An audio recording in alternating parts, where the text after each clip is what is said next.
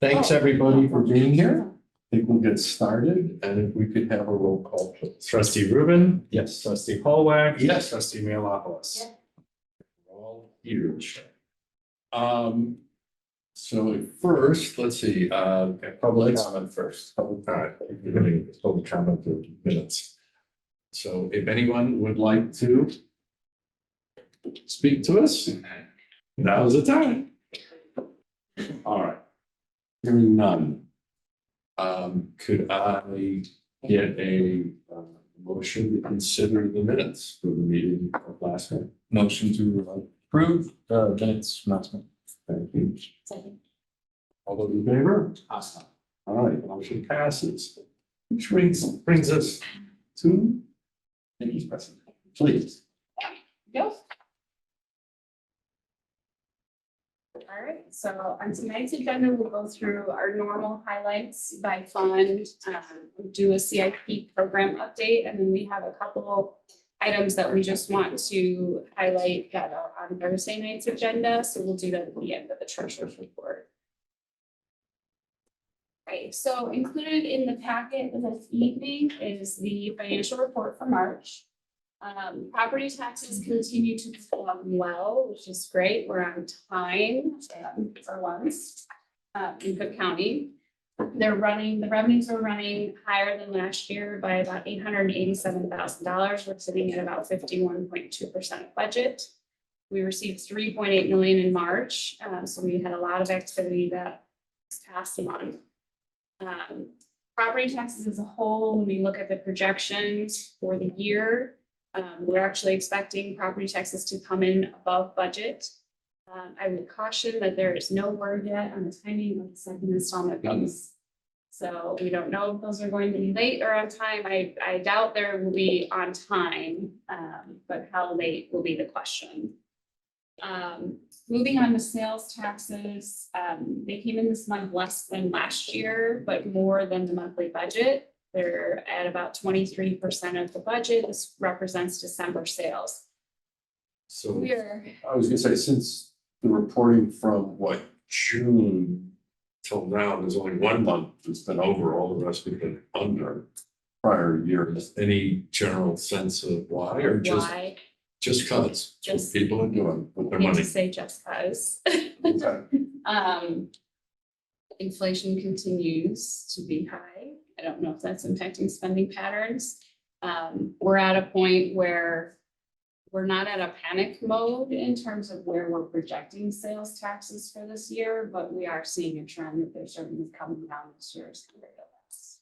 So it's not related to specific thing like, oh my gosh, car sales are way off, or one thing or another. It's in particular attributable it's attributable to one thing more so than anything else. Not that we've been able to pinpoint quite yet. The problem with sales taxes is they're so delayed compared to what's happening. I mean, everything we're looking at is a 3-month delay. But we haven't been able to pinpoint a specific reason as to why. I think one thing that we know is that the environment that sales taxes are collected from hasn't changed much. So we haven't lost any major retailers. We haven't seen, dramatic shifts from the standpoint of the downtown not being full when the downtown is typically full.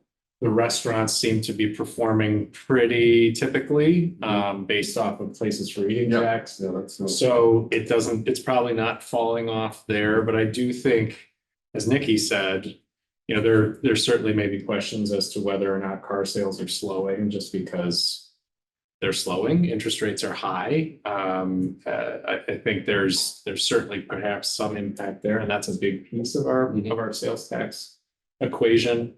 But it doesn't make anything easier from the standpoint of what the state has been talking about relative to the grocery tax going away. I think that's an aspect of that's not showing up now, but we're already seeing perhaps a bit of receding of where we have been. We talked about this over the last few years, right? That sales taxes just kind of took off post, as the pandemic started to ease, and how sustainable was that, or rationally sustainable was that? And we may be starting to see some of that at this point, but I think as Nikki and I have been talking about it, it's not alarm bells, but it's certainly an indicator. And I think that's a piece of what we're all going to be talking about over the next, 6 months of this fiscal year. Yeah. It'll be interesting to see, honey butter fried chicken, for instance, hasn't been picked up in the sales tax numbers yet, because they didn't open until January. But December is always the big month, right? It's the holiday shopping season, and so to see a little bit of a drop off from year to year, that's generally not what we like to see. Yeah. Okay. So, But as you say, it may just be coming back to a new normal, a new, less enthusiastic.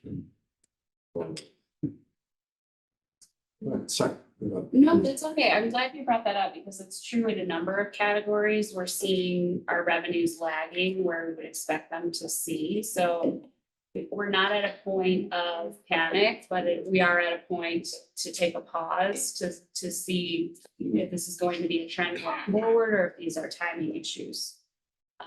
So sales tax is one that we're going to have to keep a very close eye on. On the positive side, as Phil just mentioned, places for eating, tax, income tax, utility tax, alarm permits, and parking fee revenue are all higher than last year in monthly budget. So those are performing strong. Our expenditures are on target. We've had some significant expenditures in the first quarter. Some of that is related to commodities like salt purchase that we had to make contractually. We've initiated some vehicle purchases that have come through the board. And then also, because we've been doing so well with property tax revenue, we also have to record an expense for the contributions that go to the police pension fund. That is a separate tax ID, separate taxable entity. So we do have to record an expense for accounting purposes, and that's kind of driving our expenditures up a little bit. Moving on to the water fund, for this point in the year, understanding we have no irrigation, we're doing well. Our volumetric revenue is higher than last year by about 34,000, and the fixed charge revenue is higher than last year by about 7, which is what I would expect. That's right in line with the rate increases that we proposed as part of the 24 budget. Our expenditures are higher than last year by just slightly, about $13,000. Our capital spending is comparable this time this year as it was last year. So it's really not capital that's driving that up. It's just the cost of operating going up year over year.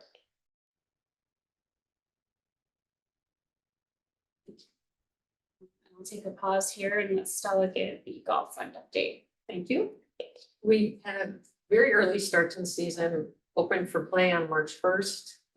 Never happened in my history or Dave's history. Very unusual weather. Lucky we opened early because the weather took a tank after that. We had 850 rounds over budget and exceeded our revenue budget by $57,000. So that was a great start to the season. The paid leave for all workers was implemented with our staff for the first time. The probation period is up for the returning workers April 1st, and we've already had some of them start to use that time. We're very excited that they have this as an added benefit, and we are obviously promoting it as this is a benefit to you that we've created. That's something mandatory. But they're all very excited about it, especially the full timers. And it does give them the opportunity to take time off if they're not feeling well and also get paid for it. And then an update on the clubhouse. We're moving along very quickly. We're in the finishing up the design development phase. Looking at interiors, we had 2 members of the ad hoc committee join us at our last meeting. They provided some really valuable insight and ideas to the overall project related to interiors. And we received task order 3 and it's currently under review. That's it. Thank you.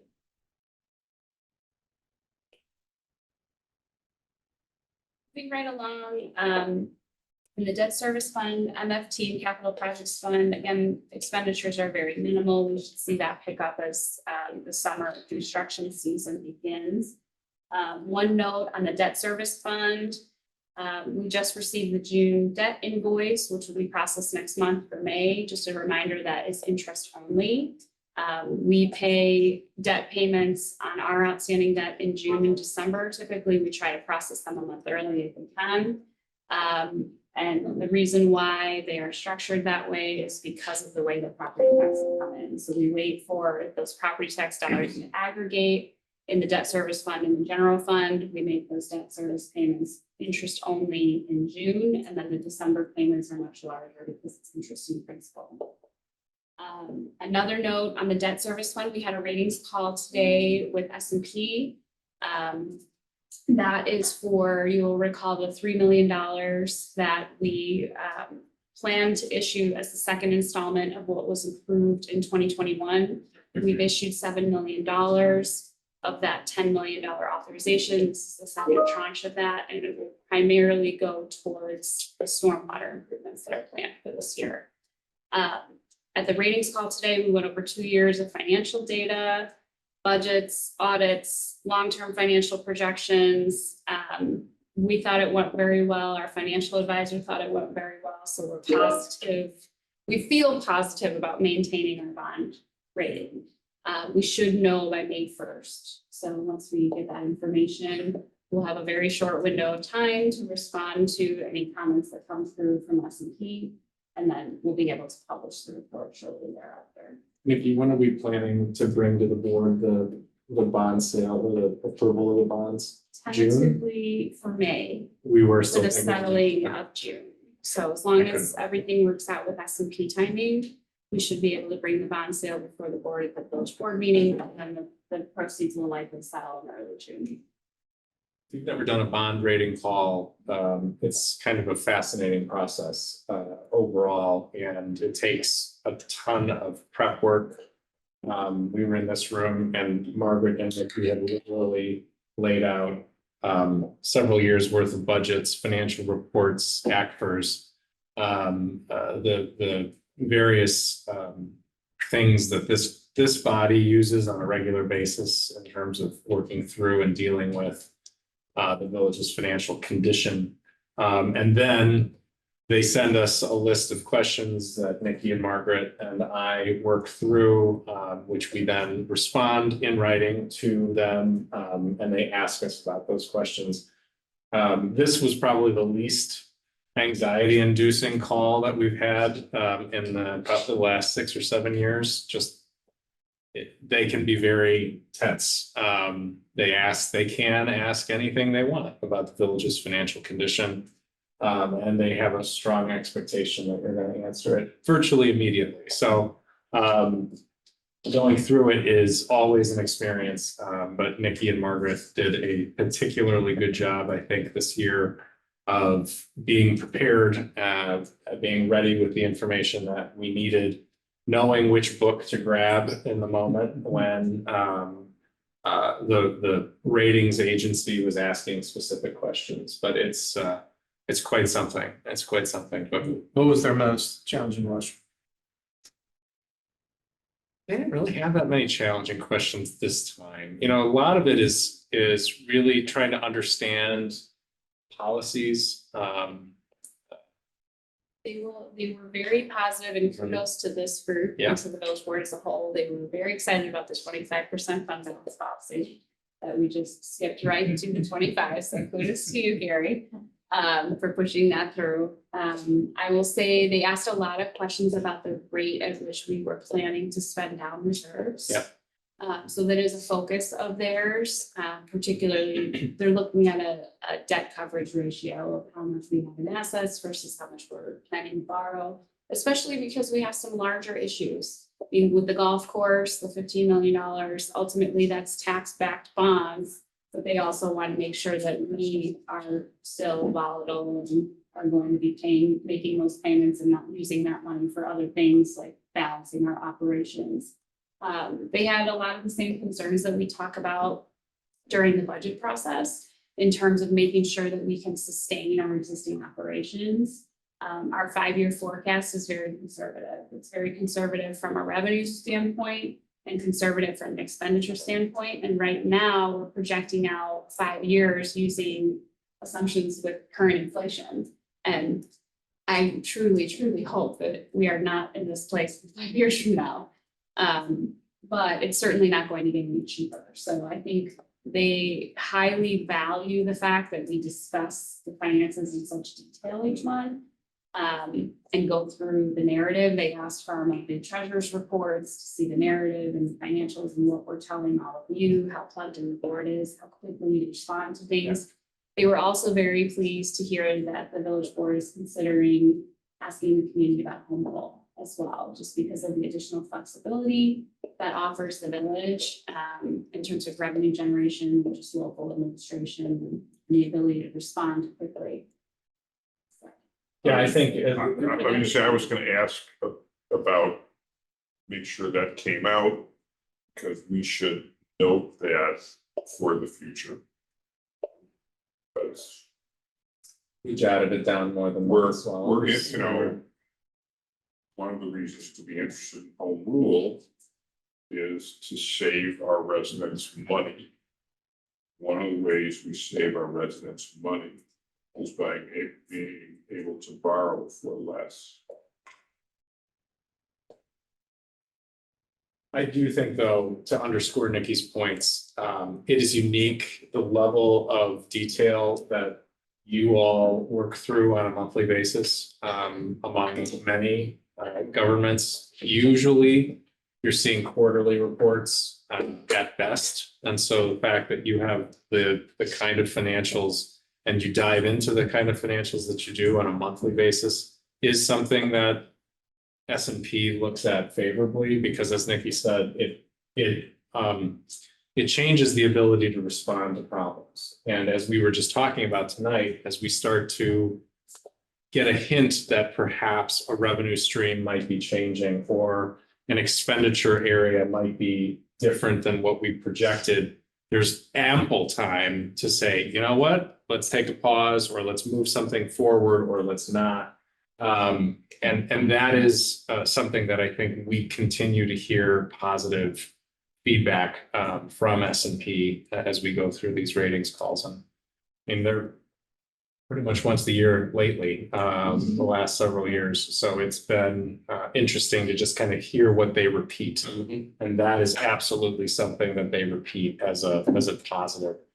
Our pension funding policy is another thing. Brought that up today too. Yeah, that is nearly always brought up as a positive, especially since the board made those changes back in 2020 with our funding policy, and that came up today too. So I think again, this is a team sport, and it particularly warrants reinforcement that we are all in this together. And when we have these kinds of conversations, it is underscored. So.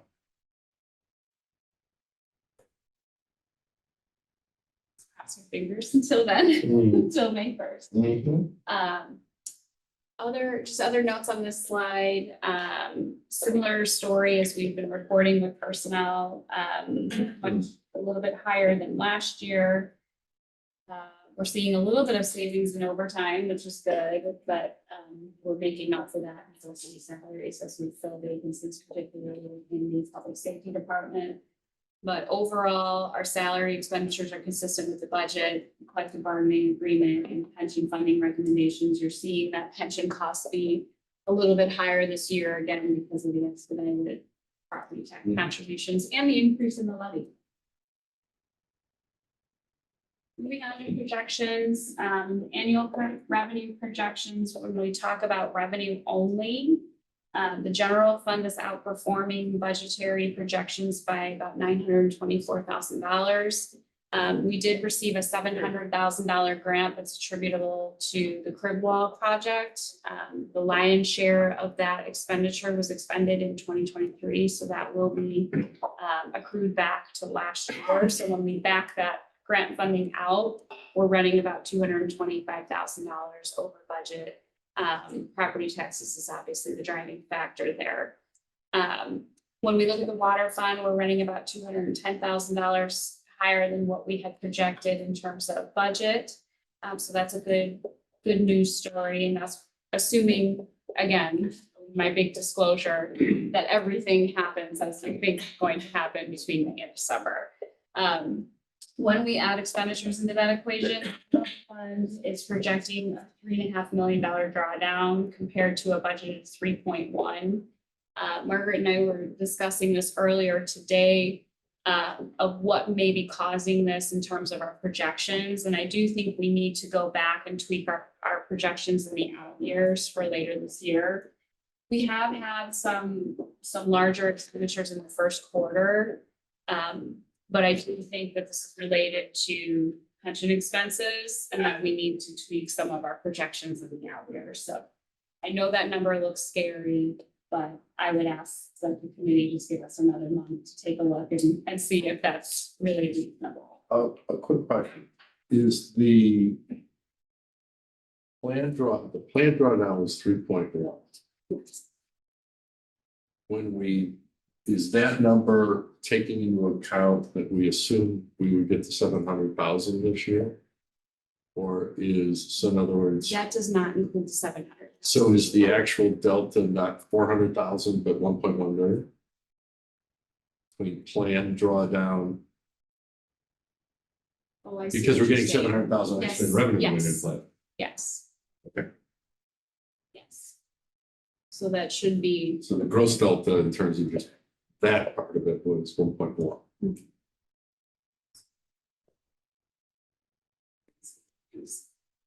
and that was another focus of the ratings call now that we're talking about it. Our continued surpluses and where we think the year will end. So they are paying attention to that, what we tell them where we think we will be and where we actually end up, and then explaining why things are different. And the water fund, we're pretty much right on track. $1.6 million projecting to draw down on the fund. We had planned a drawdown of 2 million. This is largely in line with the budget. We are, as you will learn, as we talk more about the water fund, we are shifting the timing of some of our capital projects in the water fund. But at this point should not largely change the trajectory of that in terms of the near term. Fund reserves at the month end. Again, these are unaudited, but we did receive the initial draft of the annual financial report.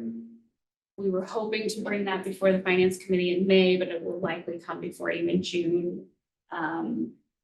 We are looking at reserves at month end as of right now, 19.3 million in the general fund. That is much larger than usual because of the large influx in property taxes. On the water fund side, we had 6.7 million. That's 112% of our operating expenses, large again because of the bond proceeds that are sitting in reserves right now that we're spending down in capital. Is there anything unusual in the initial draft that you got when you say you were hoping to bring it to us in May and now it'll be June? Is that just ordinary course? How much time it's going to take, or is there something special? I think it's ordinary course of our audit firm being a little overloaded and a little behind schedule. I get that. Yes. I don't know what it is, but Yes. this year in particular, things are coming late from the accountants. Every year we plan with the best of intention to come before you in May. I think we've been successful a few times, but usually we end up having to push till June. I will say preliminary draft of the financials is showing a $1.1 million surplus in the general fund, which is largely what we had been communicating through the treasurer's report. We weren't too far off. Margaret and I had a little celebration when we got the draft. We were pretty close. But it is favorable results because last year we were going to draw down the general fund by 1.4 million in capital. We were fortunate to have revenue kind of go gangbusters last year. That contributed to the surplus, but we also had capital projects that rolled. Right. So that's a dual purpose for the surplus. So that was one of the things that came up on the ratings call today. Which is why people shouldn't get freaked out if they say, oh, you're intending to draw down your fund by $3.5 million. Yeah, but part of that was because we couldn't spend it for the things we needed in prior years, plus the things we need this year that's why we have the money. Exactly, and we do have a plan. When we talk about the plan drawdowns, that is programmed into our 10-year CIP.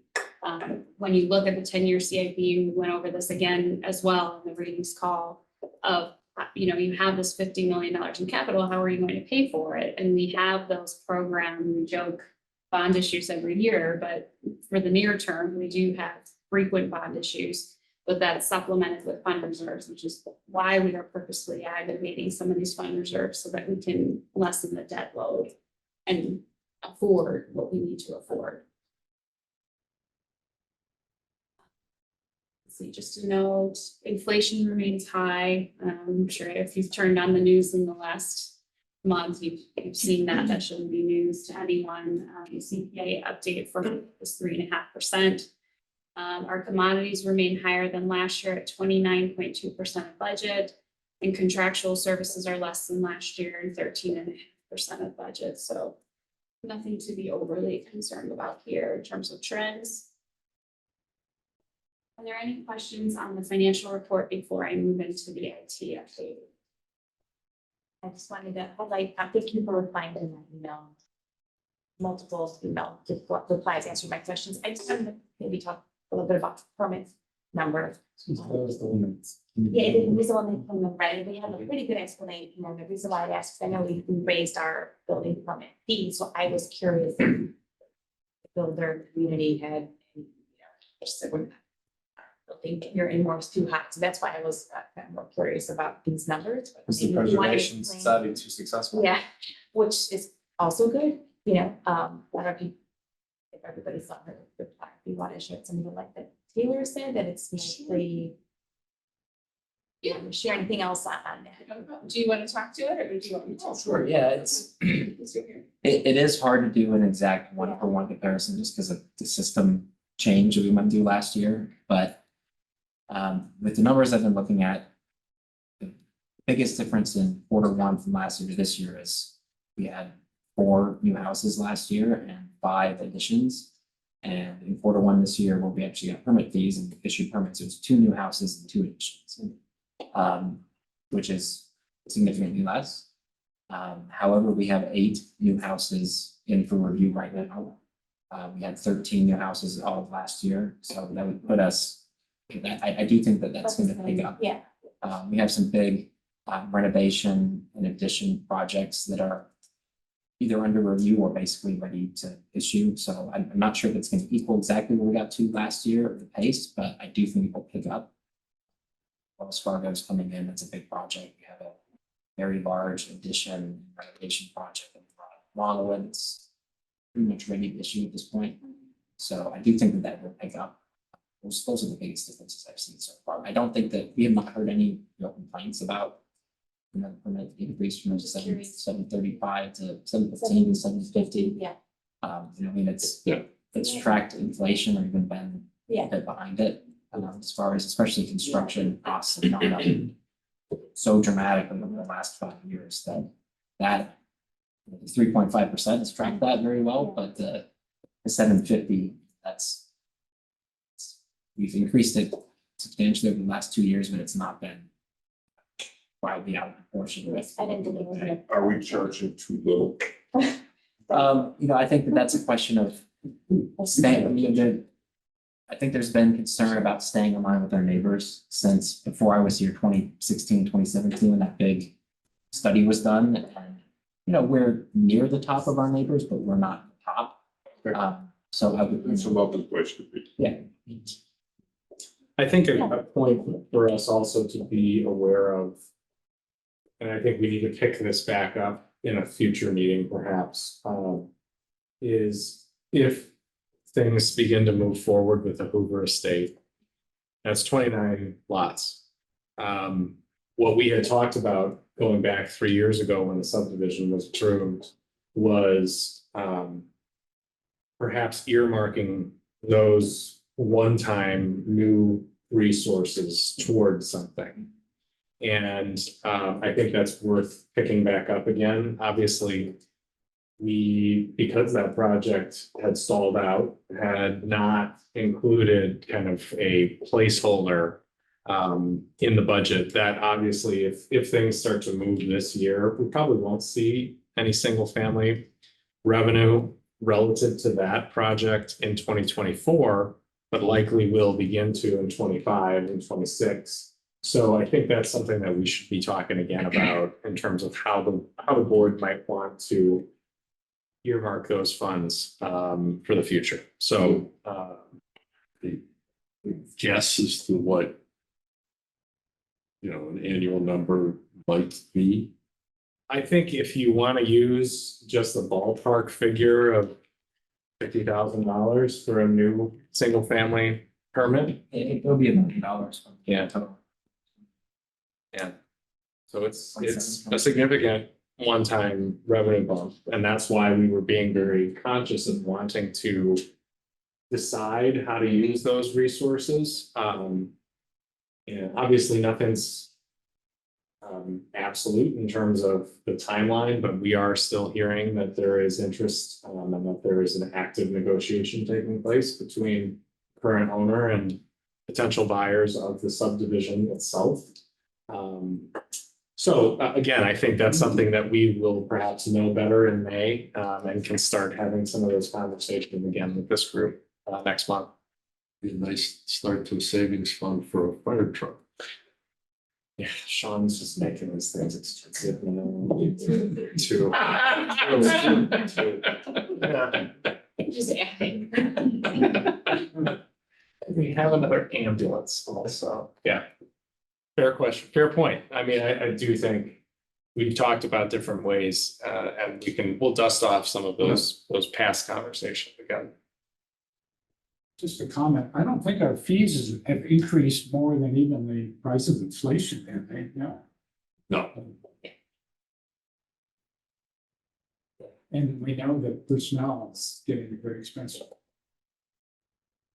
Well, and as Nikki said, commodities continue to be, a driving force in what, we know we purchase on a regular basis. We're starting to see, thankfully, some of the vehicles, we have one on Thursday night's agenda that is coming in significantly under what we had budgeted, but I think to some degree we're lucky because it's a vehicle that, while brand new, is last year's model, and we were able to source it on a lot, and sometimes that works out, doesn't always, but I do think, as we talked about last month, all kidding aside, when we're purchasing a squad for the public safety department that we will hopefully take delivery of in 36 to 40 months, at a cost increase nearing 100%.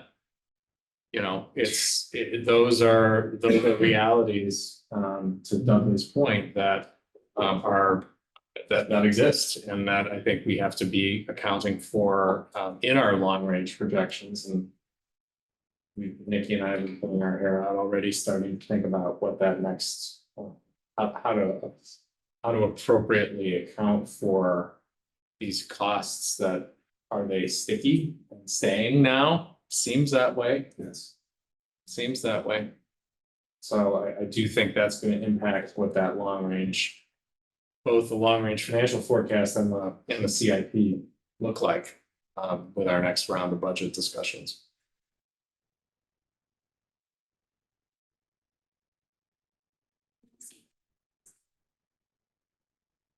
We just have a couple items that will be on the agenda on Thursday night, and we wanted to talk a little bit about this with the finance committee. The first item is the IT update. We talked a lot about modernizing the abilities IT. We talked a little bit about this as part of the budget process, changing the what constitutes our IT division now. We're fortunate to have Mario Gill join us as our technology and strategy manager. We're seeking to get him additional help. The village has historically had a contractual relationship in which we had someone on site 3 days a week. What we're finding is our technology needs are not going down, they're only increasing. And combined with that, and just doing an initial analysis of our existing IT infrastructure, shocking to no one, our IT infrastructure is failing. We're at a critical juncture where we have IT infrastructure that should have been replaced, I think, a while ago. There was a conscious decision along the way to delay some of the replacements of servers, of switches, in order to save money. What we're finding now, I think, looking back, is that, maybe that would have been money well spent. And it certainly is going to be money well spent now. It's become essentially a necessity.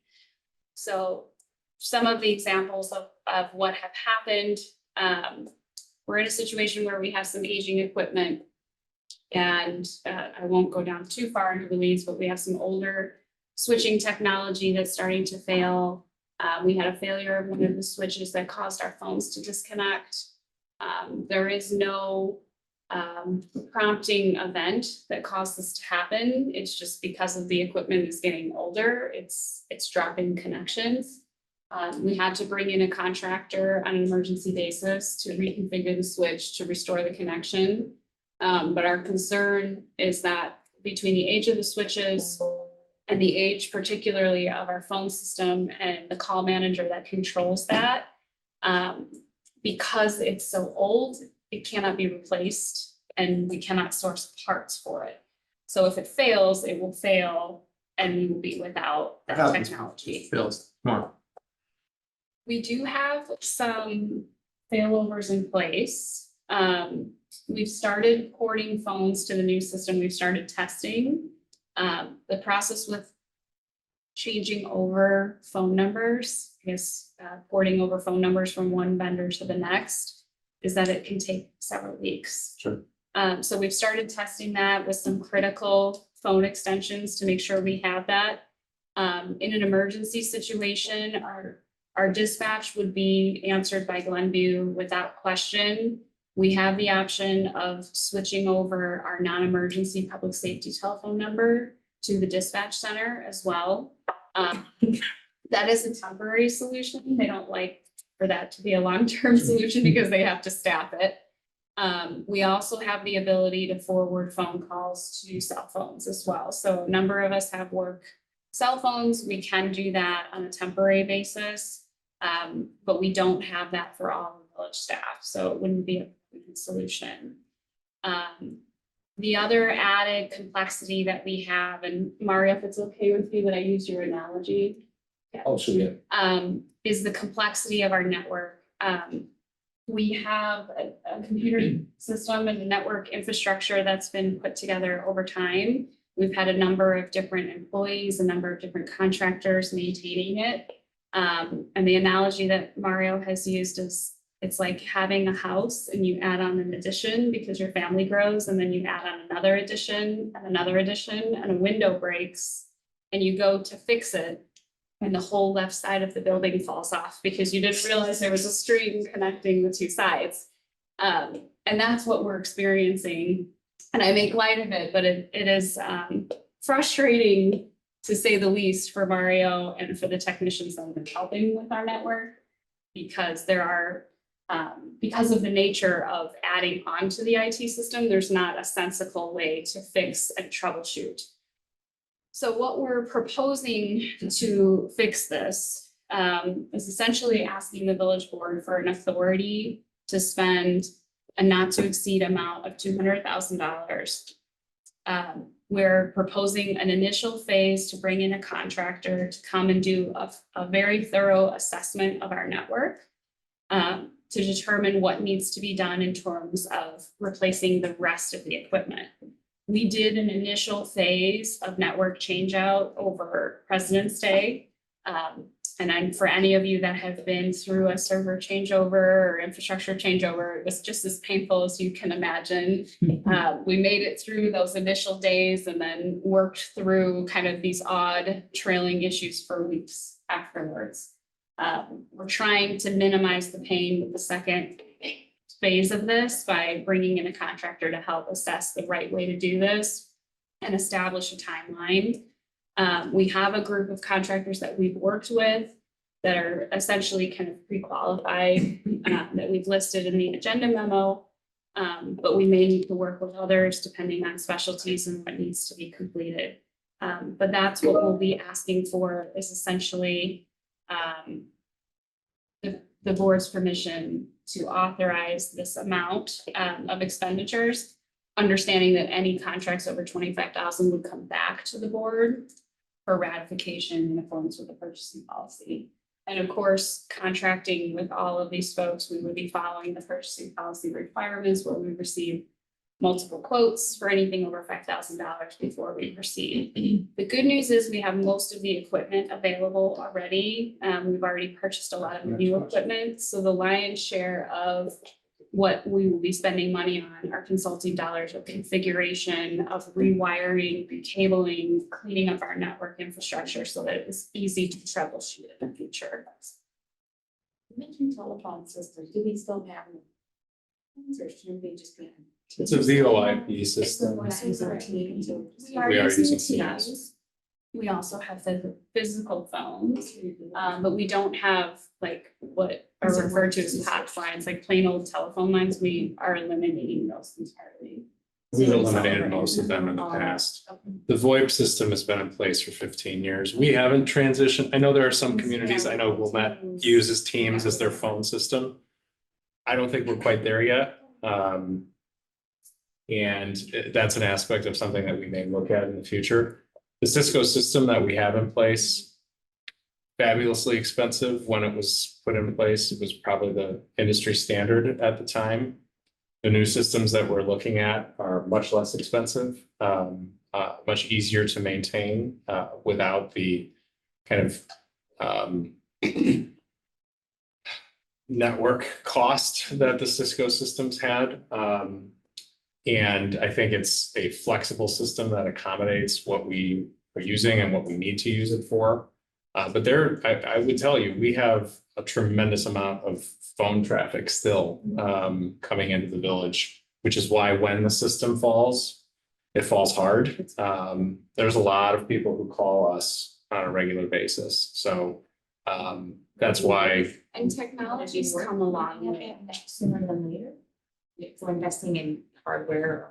We do have the equipment already. It's really just a matter of which lever do you pull first because it's all interconnected. It's not reinvesting in new hardware, I mean, for the phones, which we have it, it's just. We have it already. We have updated technology. The other piece about phones, like going with a team system versus a physical phone, the physical phone technology's come a long way. The phones that we purchased are a lot less expensive than Cisco older technology. They also have the ability to integrate with our security system and our cameras. So that if someone was working here after hours and they needed to let someone in, we'll have the ability to integrate the building security system with that as well. The new phones also transcribe voicemails, making it easier for folks that are working from home. Because they're VoIP and they run off of internet lines, we can literally disconnect the phones, and if someone's working from home, they take their phone with them. So there are some benefits to that. Miss anything? No, that's perfect. And then the phones itself as a device are really not expensive from the in comparison to other companies that are out there. Even less expensive than the Teams license if you have to purchase it to use it. So I know the Microsoft has a Team license where you have to purchase additional licensing fees or whatever it is to be able to call from Teams and use it as a phone. So the phones that we're buying, the smaller ones are like, I want to say $79 a piece, and the bigger ones are $129. So it's not really that expensive in comparison because it's a one-time payment. And then monthly payments for just supporting the phone number, which is cheaper than Comcast is charging us about $13.99 a line. So yeah, so it's just really cheap. And also the additional part of it is that the new system is going to allow us to receive the text messages as well to our landlines. So the users, if somebody wants to text us or, we figure out that that's the best way to communicate with us moving forward, then yeah, we can answer the text messages. A resident or a fellow employee, a resident would be able to text? Yeah, anybody, yes, you'll be able to text them. You might wanna rethink, you might wanna rethink that. I don't think that's something we're gonna integrate Yeah. Okay. right away. Yeah. That's, Instant messaging maybe. you need something that gives people a little time to cool off from their need to communicate their thoughts quickly. Maybe put a delay on everything. Yeah.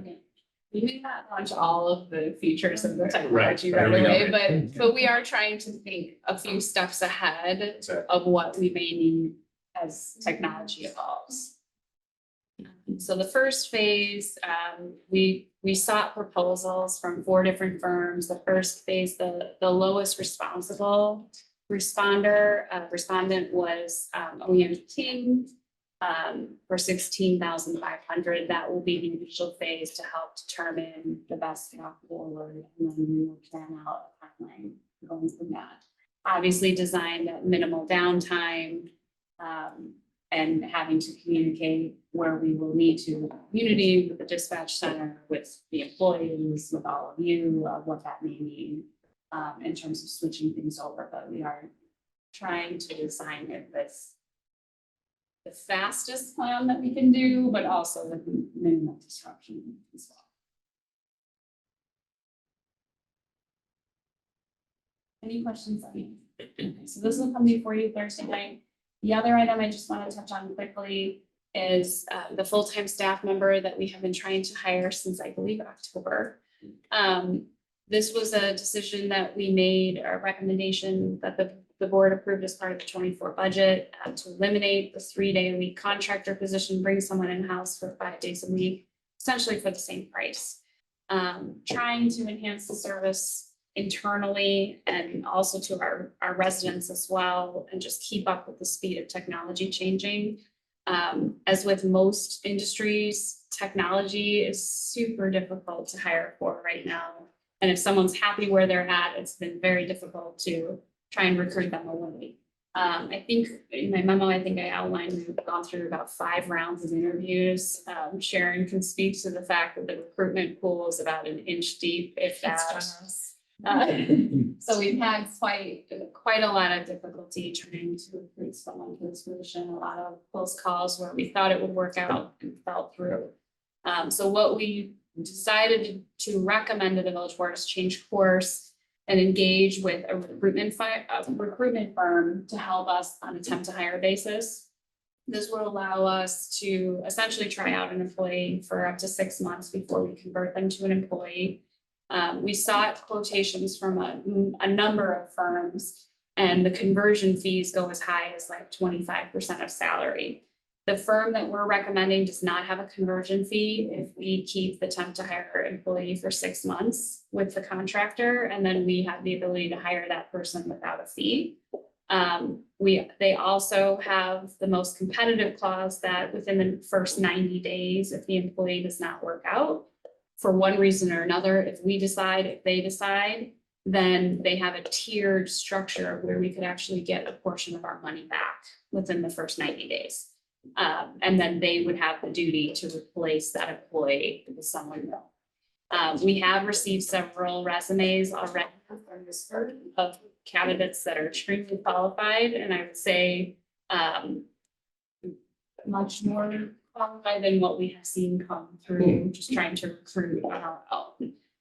So that will be a recommendation coming forward for 95,000, an amount not to exceed 95,000. That would be a full-time employee between essentially now and the end of the year. And then hopefully that will go away because we will find a successful candidate to move forward that way.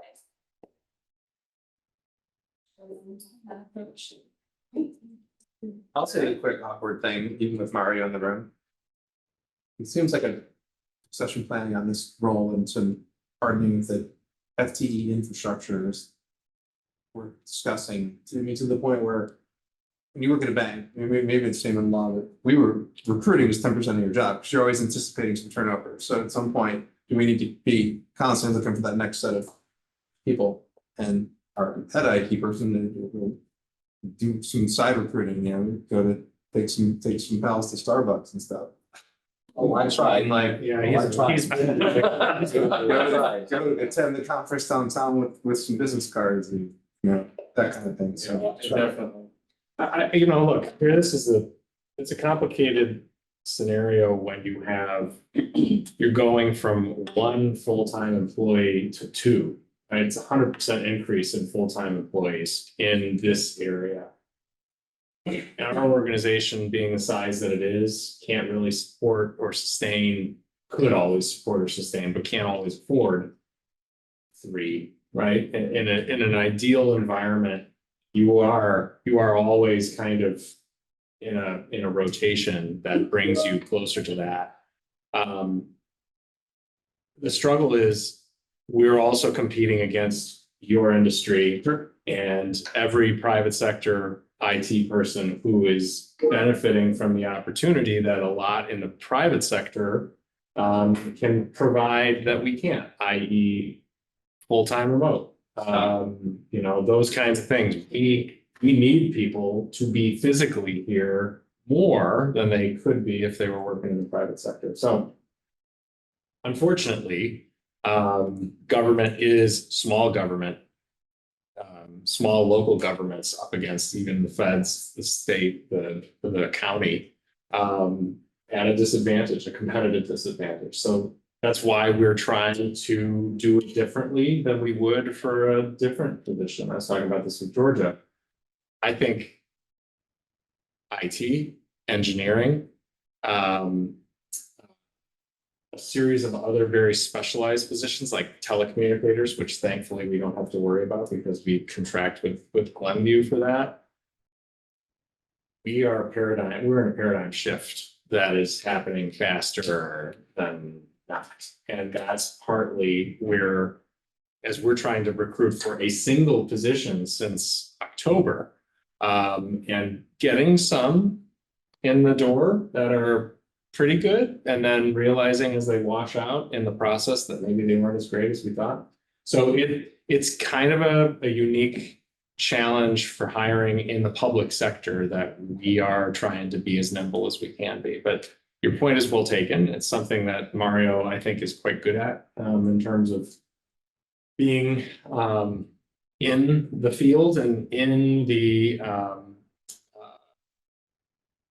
trying to do that recruitment effort alongside the very, very complicated work that he's also doing when he's in the office. So it's complicated a little bit by the current state of our network, because I think in the future, we've talked about the ability for IT to be remote and have that capability, but we're at least 8 months out from that, if not a year, until our network is stable and in a function where we can comfortably do that. We can't offer anyone remote work until we know that we're in a solid state. So that's complicating it a little bit more now, that hopefully we won't have that problem in the future. it's an internal customer service need also to have those physical people in the space that the departments can rely on and work with. And I'll tell you, there's a backlog. Once we get the network comfortable, there's plenty of other stuff that hasn't happened that needs to happen as well. Just physical components that you don't find everywhere, a body cam goes down, or a squad laptop goes down, they can't function. So sometimes you just need something here. Not to mention getting us comfortable. That's right. Mario, thanks for helping us out. You're welcome.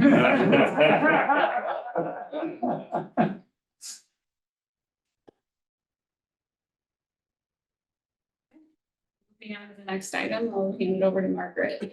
So coming before the board on Thursday evening is an update to our purchasing policy. This policy was first adopted in 2015, and there's been some minor updates since then. The last major update was in September of 2020. And so we just went through and revised our policy. We had to do that anyways because of the reorganization of the administrative and finance department merging and the title changes that went along with that to make sure that we were documenting the proper authority that was going to be needed to approve purchases. And so we made some minor updates relating to that. We strengthened the village manager designee language to allow Phil to, in his absence, designate who would need to be in place for approvals while he's gone. And then we also added a new loss receipt form. This is a item that is few and far between that's needed, but it's something that we realized we just didn't have in our policy. And so we went through our credit card and our petty cash receipt policy and kind of tweaked those to add this requirement. And that documentation would then be replaced, placing a receipt, which is something that's used as supporting documentation for our purchases for the audit eventually. So it's an important thing to have. And then we just went through and made some other minor odds based on how processes are actually being done versus what the policy was saying to kind of make sure that it's just very understandable for our users that they're going that they have good guidance on how and when they can make purchases and what authority that they have. Does the board have any questions about the policy updates? But I will say that especially with things like that, I know you do it in other circumstances as well, but a red line of that, very helpful. Yes. You really see what they should check. Yes, so thank you. That's adopted on Thursday, and then we'll be sharing with staff. And we also create a little quick guide in the back of it. It just kind of outlays our dollar amount thresholds, our approval levels, and then the process of the open market purchasing that we follow of when we get quotes and when we get to a more formal process and when we get to go to the board for approval. So hopefully that'll make it easier for our staff as well. We'll just keep going. And so then talking about our capital projects update for this month. So your updates on page 48, 49, and 50. So on Thursday, you will see again the Green Bay Trail construction, sidewalk, and engineering. I'm sure the board knows why that's back again. We have the Village Hall tuck pointing project in the amount of $82,000. One thing to note here, this is only for the work of the Village Hall. It does not include work for Public Works or our south entrance, which was a separate project. In the line item budget, you'll see that there is a larger budget there. So this is only a portion of that being awarded. As Phil mentioned earlier, we are buying a truck. And then we have Dell Place Lift Station Engineering we're going to start with. And then the approval of the 16-inch water main valve replacement program, which if you have any questions, you have to be answered this evening. And then the GTEC laptops for public safety that also will be on the approval list this Thursday. Does the board have any questions about the projects? It's not really a dollar issue, but do we know how badly business will be interrupted during the valve replacement? Times when certain valves have to get replaced, that Starbucks is going to be shut down, hometown coffee and whatnot because they can't get water. We do. I'll be including information on the presentation on Thursday. Okay. There are anticipated shutdowns. We've identified what businesses will be impacted. We've talked about when those businesses are open, if there's weekend work. So all those things have been considered. I'll go into more detail on Thursday. Yeah. That concludes our presentation for the evening. Alrighty then, anybody have any other business? Question? Thank you. Thank you all very much. Can I get a motion? End the meeting. Second. All those in favor? Aye, we are adjourned.